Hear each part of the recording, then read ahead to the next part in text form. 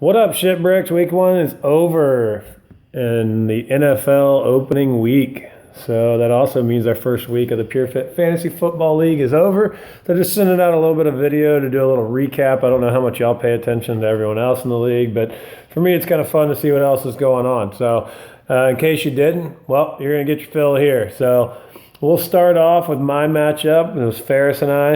As some of y'all saw in an email, I forgot to start a kicker. I tried to start my kicker, but cell phone service and whatnot up at FedEx Field was shit, and I didn't get it in. But anyhow, still kicked his ass without my kicker. So, 136 points out of my team without the kicker. It would have been 142 if I had put the kicker in. Ferris put up 103.5. Ferris, decent number or decent total. Probably win you at least 7 or 8 games this season. But not this week. But anyhow, Marshawn Lynch did his usual thing. Didn't put up 100 yards rushing, but I think he got about 100 yards total. 14 points out of Marshawn Lynch this week for you. Landry, wide receiver out of the Dolphins, put up a good number for you. 16 points out of him, largely due to his kick return touchdown that he got. So if you subtract that number, I'm not real sure what it'd be, but I know it'd be under 10 points. But showed up for you. Points are points. Jimmy Graham, not as sizable of a day as he's used to with the New Orleans Saints, but he got you 6 catches, I believe, 51 yards, and a touchdown, so serviceable.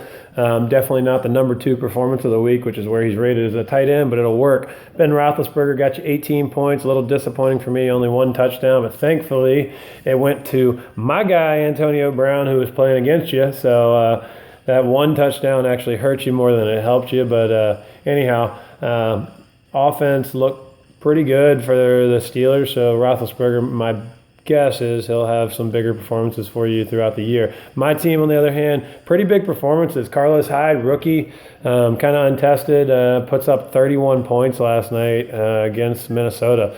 That game surprised me a bit, but anyhow, 31 points out of Carlos Hyde, top scorer for me for the week. I think there might have been a few guys in the league that got more points than that, but maybe not. Actually, I think he might be the top scorer in the entire week, so awesome. Julio Jones had a hell of a night. Antonio Brown had a pretty big day despite the loss. Tony Romo put up a lot of points for me in the last quarter and a half. I only had 1 player on my entire starting bench, offensive player that is, that had less than double-digit points. Ladarius Green, tight end out of San Diego, put up 15 points for me on the bench, so hopefully he keeps it up, and that keeps Antonio Gates on your bench, or drop Mr. Ben Knuckles. But anyhow, so I win 136 to 103. Jimmy Roberts takes the win over Barney Fife. So Jimmy puts up 102.7. John Barnes puts up 69.3. That's right, 69. He also had exactly the same total of his bench players. So no matter who you started, you were going to get 69.3 points. Awesome. That's got to be a sign or something. I don't know. I'll just leave that one on the table. Anyhow, Tom Brady puts up a big day for Jimmy, 27.6. Did exactly what he normally does. A little pissed off that he did it to my Steeler defense, but my Steeler defense looked like shit. So Tom Brady deserves it. Great pickup in round 5 or 6 for Jimmy there. It'd be interesting to see where he would have went if that suspension drop hadn't have come out before our draft. On your bench, Austin the Rastafarian Jenkins puts up 24.7 points. So I think that would have netted you probably another 10 or 15 points based off of who you started. I think you started Delaney Walker maybe. So it would have put you at like 112, 117, somewhere in that range. Good week out of Jimmy. Next matchup was old Tom Masterson and old Team Nipples out of Paul. Tom has a great-looking team, but had some really disappointing performances. Adrian Peterson puts up 6.2 against that supposedly depleted San Francisco defense.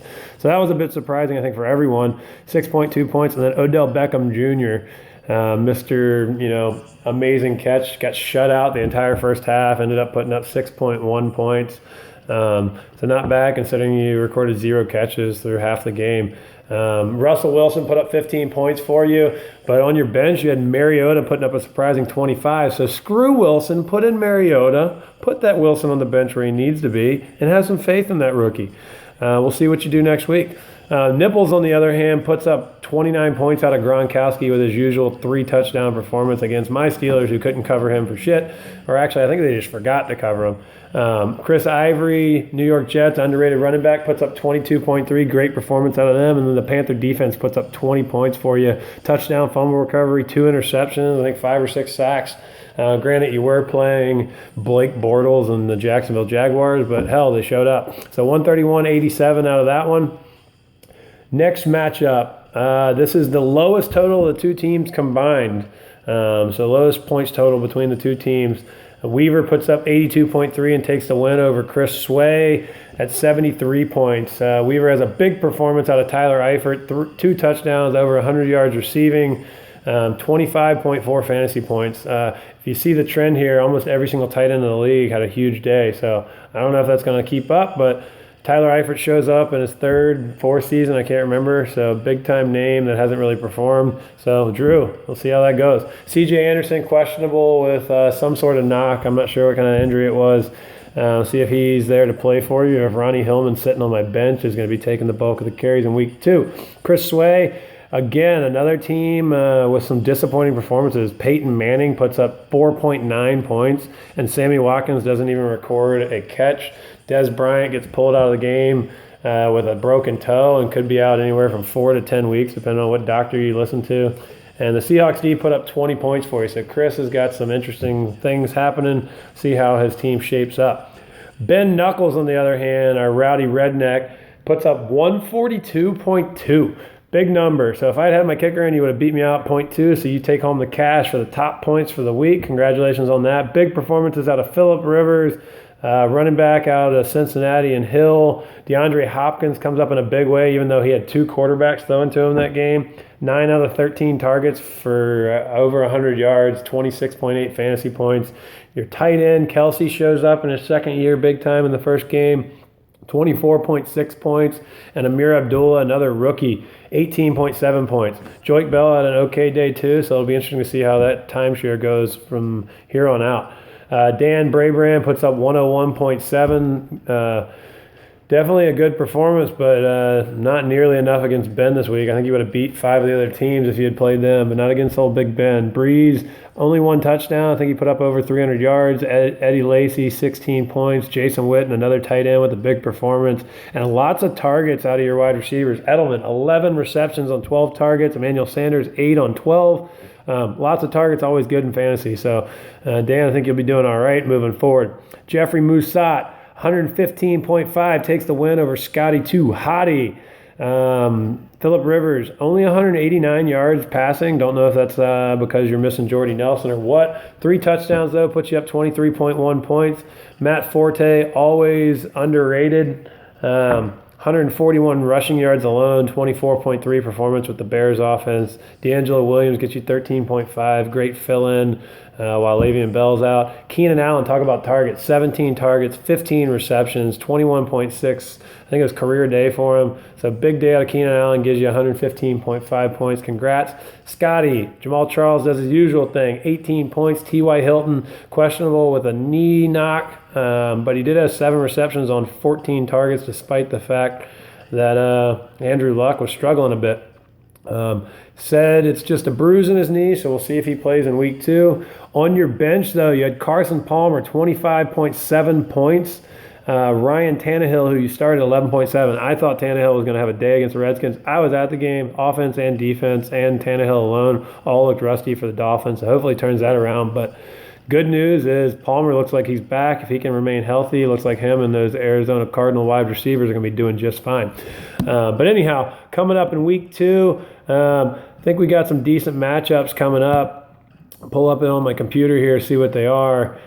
Week 2, I think I'm taking on Jeffrey Moussat. I think I got a projected win right now. But that might mean you need to make some adjustments to your roster. Projected to win 109-97. Tom's taking on Jimmy Roberts. Tom is projected to win right now by 23 points. My guess is Jimmy has some changes he needs to make. Drew taking on the low points scorer for week 1, and Barney Fife. He's projected to win by 8 points, I guess it is right now. Ferris taking on Paul. Ferris projected to win by 6. So we'll see if Paul's team puts up another big performance or if that looks like a really tight matchup.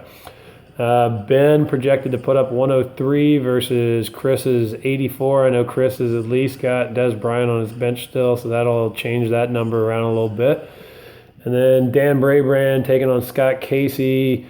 Dan projected to win 108 to 86. Again, Scott, I think you might have some potential injury knocks out there. So, guys, make sure you take a look at your lineups, hit the waiver wire, and good luck in week 2, boys. Have a good one. Jeff, suck it.